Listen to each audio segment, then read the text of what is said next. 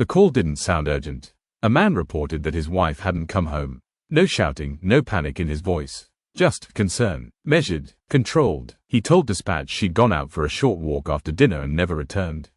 At first, it felt routine. Adults disappear for a night all the time. But when officers arrived, something felt off. The house was too still. Not quiet in a peaceful way, but quiet like something had been interrupted. A plate sat on the kitchen counter with half-eaten food. A glass of water untouched beside it. The television was on in the living room, volume low, flickering against the walls.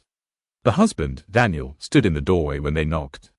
Calm, cooperative, he invited them in immediately, answering questions without hesitation. When was the last time he saw her? Around 8:15 p.m. What was she wearing? He described it precisely. Did they argue? No. Everything was normal. Too normal. Neighbors said they hadn't seen anything unusual. No screams, no struggle, no suspicious cars. But one neighbor mentioned something small. Around the time she supposedly left for her walk, the porch light flicked on, then off again, almost immediately.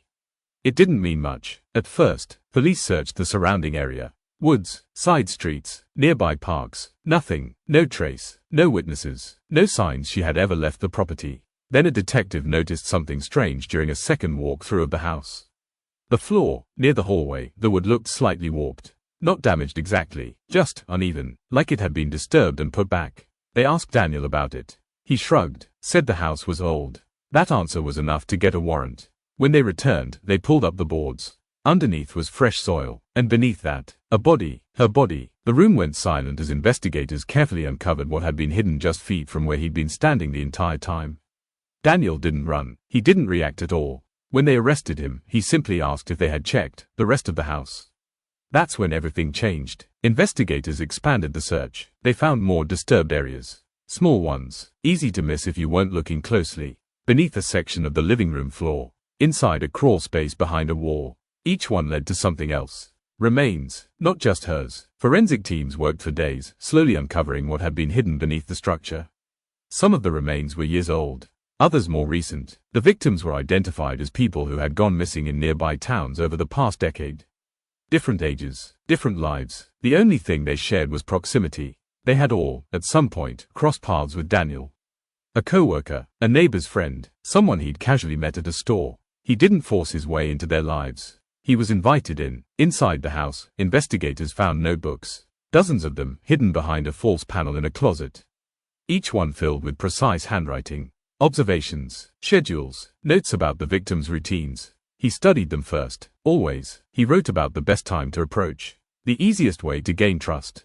The small details people overlooked when they felt safe. He didn't write about anger. He wrote about control. At trial, the courtroom was packed. Families sat in silence as prosecutors laid out the evidence. Photos of the house, the hidden spaces, the notebooks. Daniel showed no emotion. He listened. Occasionally, he corrected details. A date, a time, a sequence of events. Like accuracy mattered more than anything else.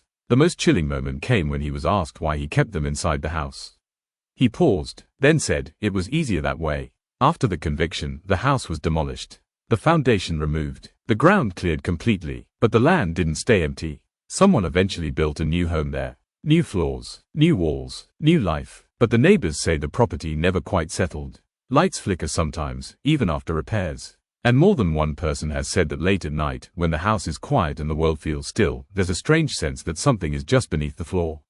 Not moving, not making a sound, just there.